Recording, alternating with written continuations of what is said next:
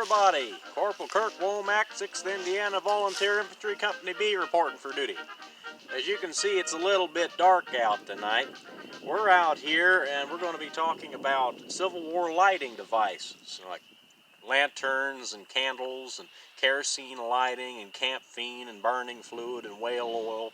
Just about anything you could think of. We're going to be going over what the soldiers would have had access to, what would have been practical for them, and some of the things they came up with to replace things they didn't have access to. So anyway, I hope you all enjoy the video. If you have any questions or comments, leave them down below. I hope you enjoy it, and see you at the end. Welcome back, everybody. Okay, you're looking at a little bit of my collection of early lighting devices. Now, some of these are replicas and some of are originals. I'll go over that in just a minute. But to start out with, before I do anything else, I want to lay something to rest that has been talked about for a very, very long time in reenacting. It's been brought up. Nothing has been done about it.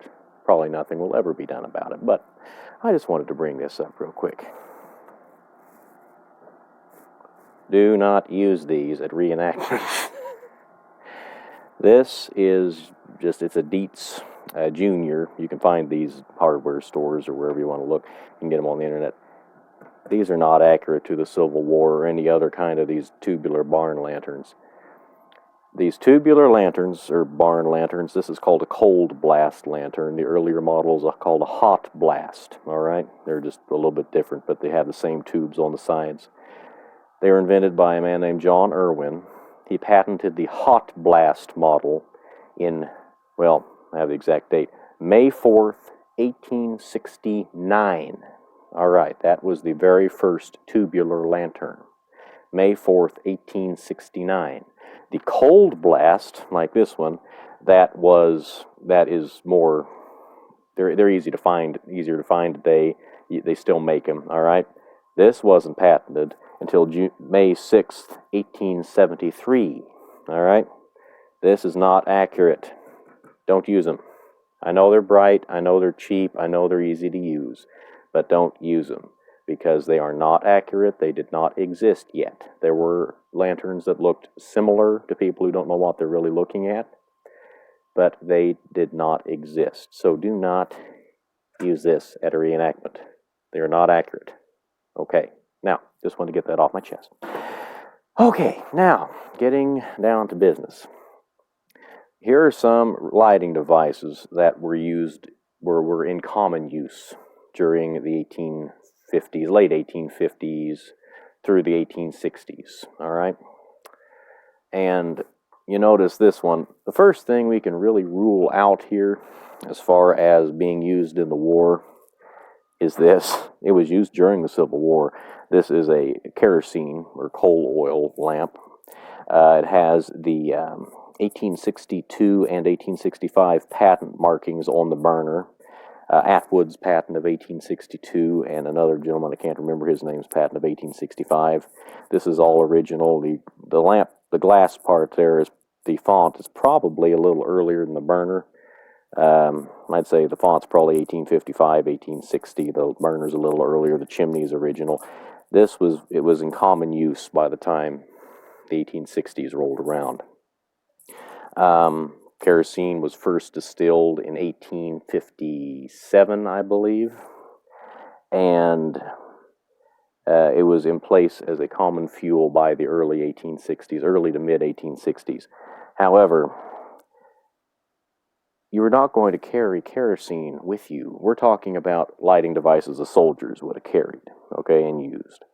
You were not going to carry a gallon of kerosene with you. The Army did not, to my knowledge, carry kerosene with them in the supply wagons, and this is glass. It would break real easy, okay? So that is not even an option. This would have been used at home, all right? They might have been in an officer's quarters at a permanent camp, maybe, but no, this was not in any use. And also, early kerosene had an aggravating tendency to explode because the gasoline had not been distilled out of it. There wasn't any use for gasoline, so they figured, why in the world would they distill it out of it? Just keep it in there.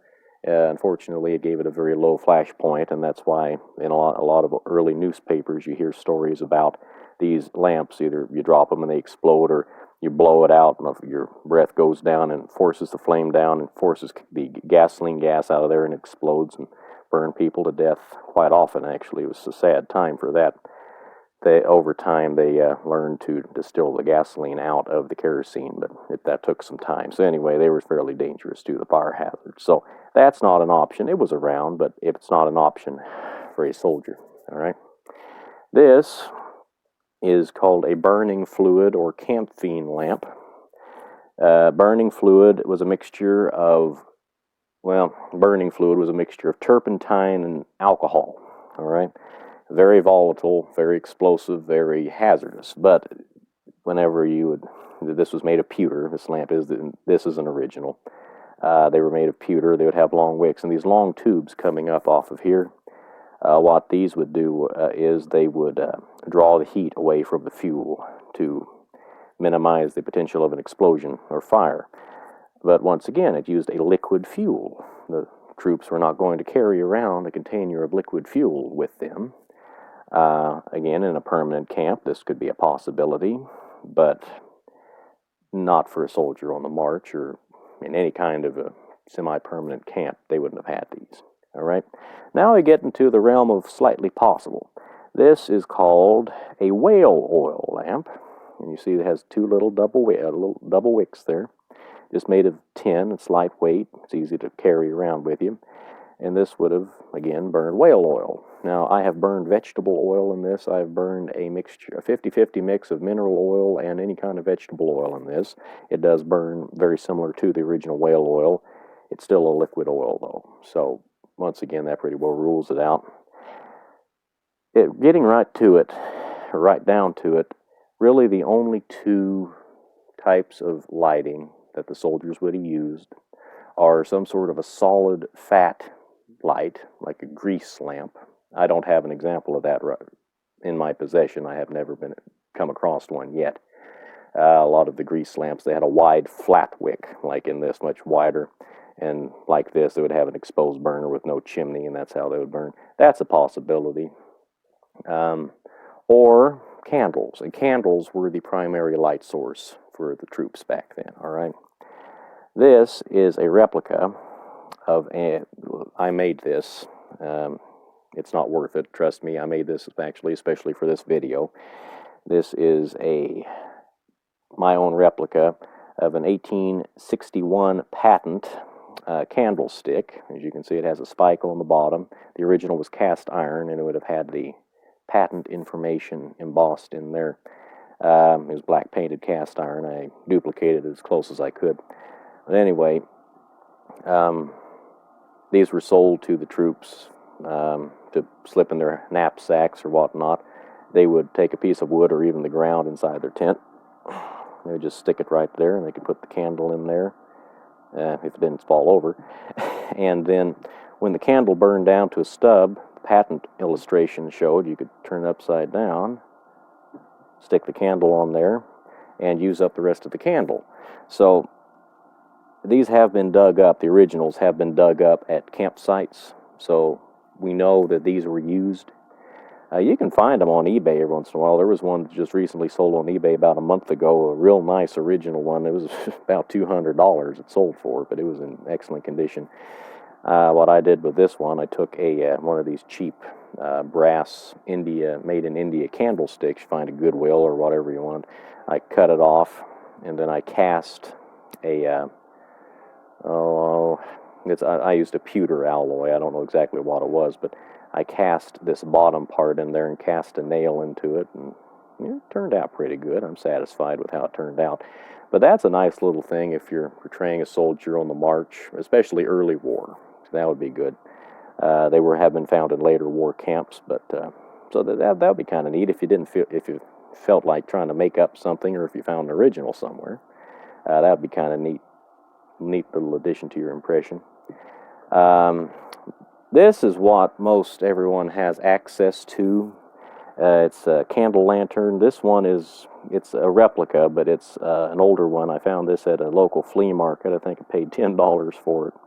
You can find these similar ones to this at Sutler's, and they're not super expensive. They're I have one I bought from Fall Creek up in Lebanon, Indiana. I think I paid $40 for it. It wasn't bad. It's nice looking, for just like this, 3 sides of glass. The back's tin, big nice ring handle on it. So this is the most common thing you see, but once again, unless you're in a semi-permanent camp, you're not going to lug a lantern like this around with you. It's just not practical. It's too big, it's too heavy, the glass will break.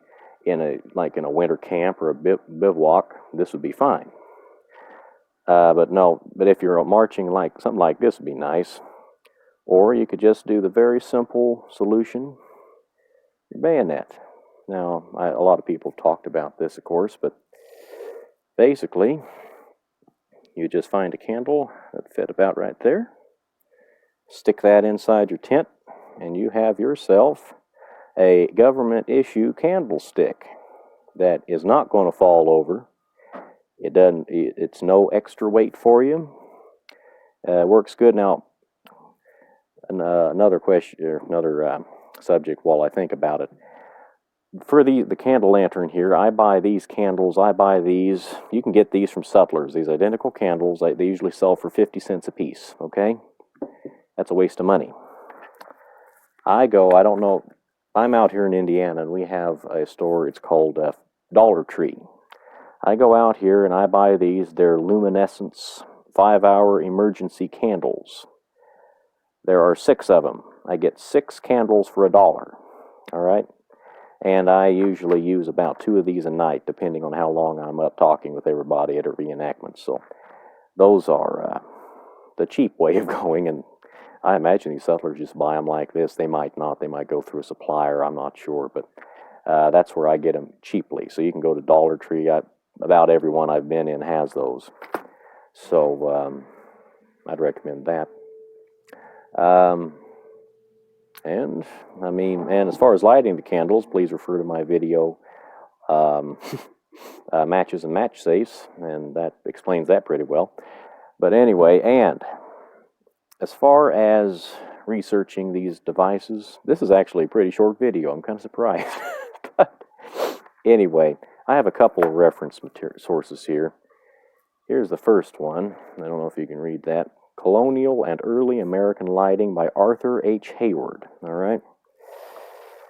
It has excellent illustrations. This book was originally printed in 1927, I think, but it's been reprinted since. And it has excellent pictures.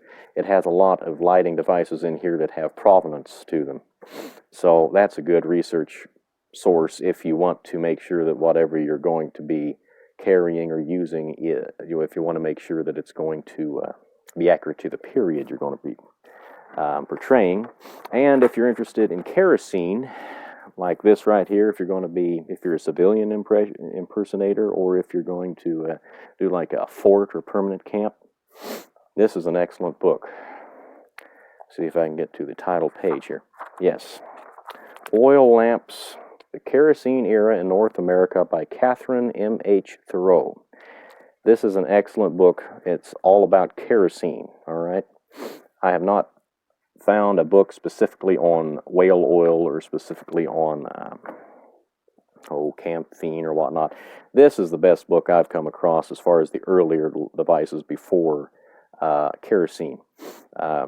But anyway, if you want to do some research, those are 2 excellent sources. But anyway, and also this candle right here, real quick, is one that I made myself. I have a tin candle mold, and I made this, so this is a little more accurate as far as shape-wise, but nobody's going to notice the difference really between this and this. It's close enough. It looks nice. All right, and these white ones are way easier, way cheaper, and you can find them in just about anywhere you look. So, I thank you very much for watching. I will be leaving you now and going back to my midnight self. But anyway, you all have a nice day. And the next video, real quick, the next video I'm going to be doing is going to be shaving in the Civil War, just so you know. And if you all are lucky, I will cut myself, and you can see me, well, we'll bleed for a while, just a little added bonus for watching. But Anyway, thanks for watching, folks. Be back in just a minute here. Well, I hope you all enjoyed the video. Like I say, if you have any questions, comments, please leave them down below. If you haven't subscribed yet, please hit the subscribe button. I'm going to keep on coming up with new videos as I get ideas for them. If you have any ideas for videos you might want to see me do, please tell them to me and share them with me, and I'll be happy to do research and do the best I can for you. Anyway, thank you very much. This is Corporal Kirk Womack, 6th Indiana Infantry Company B, signing off. I hope to see you next time. Have a good evening.